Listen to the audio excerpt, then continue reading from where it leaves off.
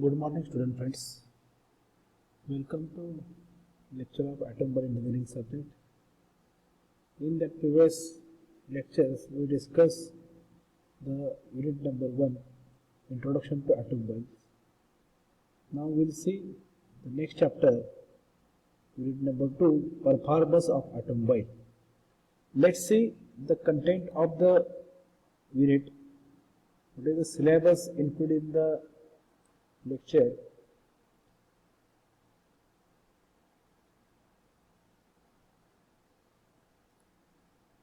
Resistance to vehicle motion, air resistance, rolling resistance, gradient resistance, acceleration, gradability, drop or pull, traction and tractive effort, lastly power required for vehicle propulsion, and accordingly there are numericals based on this unit content.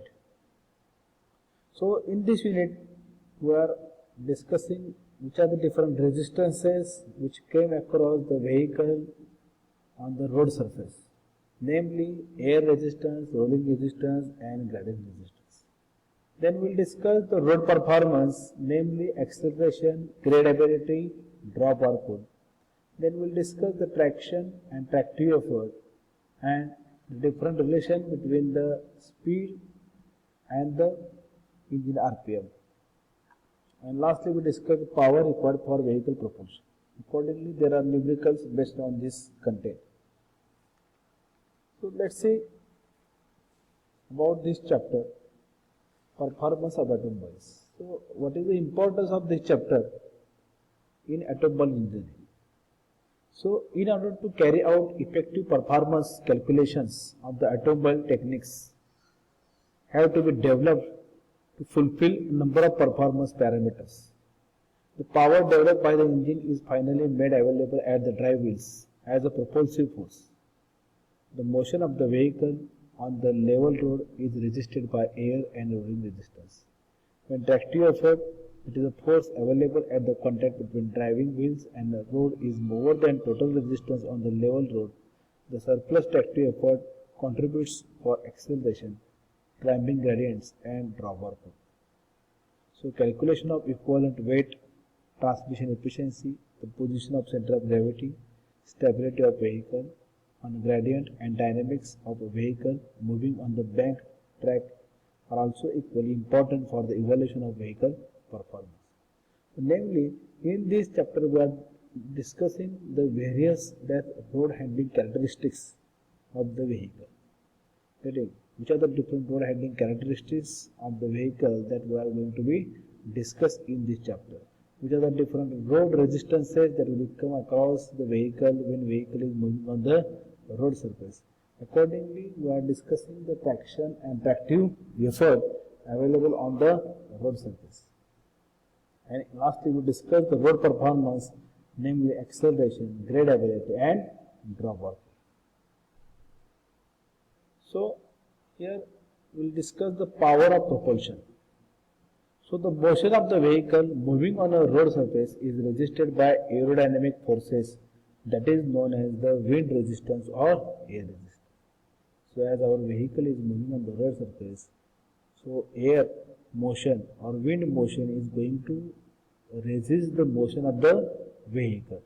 So that is known as the aerodynamic forces. And this wind and air resistance is going to affect the performance of vehicle. And the road resistance, which is generally termed as a rolling resistance. Road resistance, which is generally termed as a rolling resistance, which is due to the rolling of the wheels of the vehicle. So mainly these two resistances is going to resist the movement of the vehicle on the road surface. So in addition to these two types of resistances, the vehicle has to overcome grade resistance when it moves on the gradient. When it moves on the steep gradient, because of weight of the vehicle is to be lifted to the vertical distance. Hence the power required to propel a vehicle is proportional to the total resistance to its motion and the speed. So when vehicle is moving on the road surface, this kind of the resistances is going to resist the motion of the vehicle, and accordingly the power required to propel to move the vehicle is proportional to all these resistances to the motion and the speed of the vehicle. So here let PV, power required for the vehicle in kilowatt, PR, engine power required in kilowatt, V, speed of the vehicle in kilometer per hour, eta T, transmission or driveline efficiency, R, total resistance in Newton, RA, air resistance in Newton, RR, wing resistance in Newton, RG, grade resistance in Newton. So therefore, the power required to propel a vehicle is given as follows. PV, that is power required by the vehicle, is equal to R, total resistance, into V, speed of the vehicle, divided by 1000, into 1000 divided by 300 and 600. So it becomes R into V divided by 3600 kilowatt. Getting? So power required for the propulsion of vehicle is equal to total resistance into the speed of the vehicle divided by 3600 in kilowatt. So where R, that is the total resistance, is equal to RA plus RR, it is the air resistance or wind resistance plus road resistance when vehicle moves along a level road. R is equal to RA plus RR plus RG when vehicle moves up a gradient. When vehicle is moving on the level road, RG is equal to 0. When vehicle is moving on the gradient, we have to consider this gradient resistance. So in that case, the calculation of engine power takes into account the losses in transmission. Hence, required engine power PR is equal to PV divided by eta T is equal to RV divided by 3600 into eta T in kilowatt. Getting? So PV, that is the ideal one, and PR is the actual, that is the power required to propel the vehicle. So here it is considered the losses in transmission. As we know that power is produced at the engine. From the engine it is transmitted to the drive wheels, to the different transmission components like clutch, gearbox, propeller shaft, then dual pinion, crown wheel, differential and axle, and lastly it is with the drive wheels. In between this there are different losses or occurs in the transmission, and here we are considering these losses, and accordingly the required engine power PR, the required engine power is equal to the power required for the propulsion of the vehicle divided by transmission efficiency eta T. Therefore, as we know that power required for the vehicle is equal to R, to the total resistance, into V, speed of the vehicle divided by 3600 into eta T in kilowatt. So this is the power for the propulsion of the vehicle. Now let's discuss the different resistance occur on the road surface for the motion of the vehicle. So when vehicle is moving on the road surface, there are different resistance are going to oppose the or resist the movement of the vehicle. So firstly we discuss about the air resistance. It is the air resistance, or it is also known as the wind resistance. So this resistance is offered by air to the movement of vehicle. This resistance is offered by air to the movement of vehicle. So the air resistance has influence on the performance, ride and stability of the vehicle. Get it? So this air resistance or wind resistance has influence on the performance of the vehicle, ride characteristics of the vehicle and stability of the vehicle. And it will depend upon the size and shape of the body of the vehicle. It depends upon the speed of the vehicle.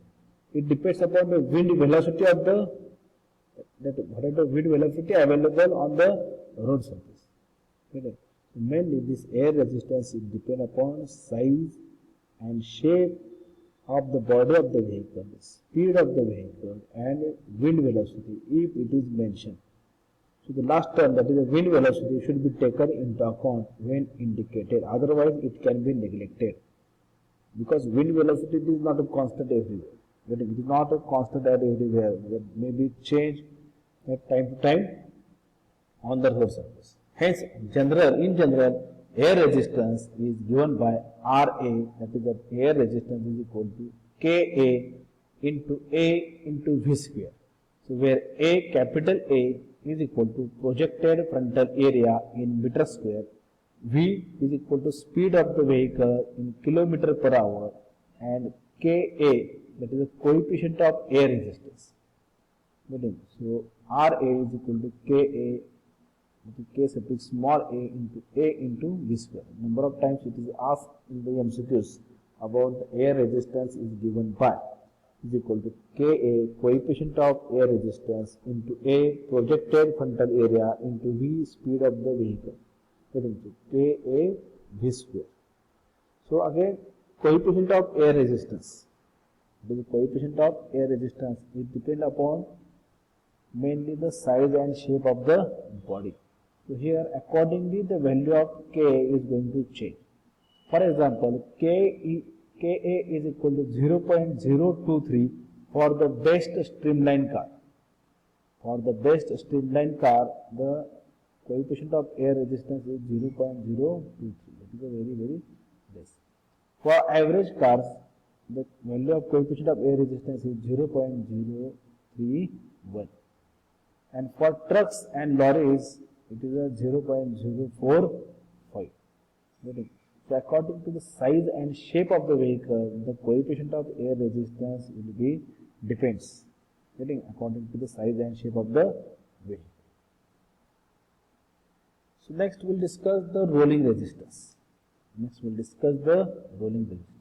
So the magnitude of rolling resistance depends mainly on nature of road surface, the types of tire, namely pneumatic or solid rubber type, the weight of the vehicle, and the speed of the vehicle. So this rolling resistance depends mainly on the nature of the road surface. Means which kind of road surface is there, whether it is a tar road, whether it is a loose sand road, whether it is a concrete road or rough road. Accordingly, rolling resistance will be depends. Types of tire, so whether tire is pneumatic tire, again in pneumatic tire whether it is inflated tire or deflated tire or solid rubber type tire. Likewise, which type of tire is to be fitted with the vehicle. Then weight of the vehicle and speed of the vehicle.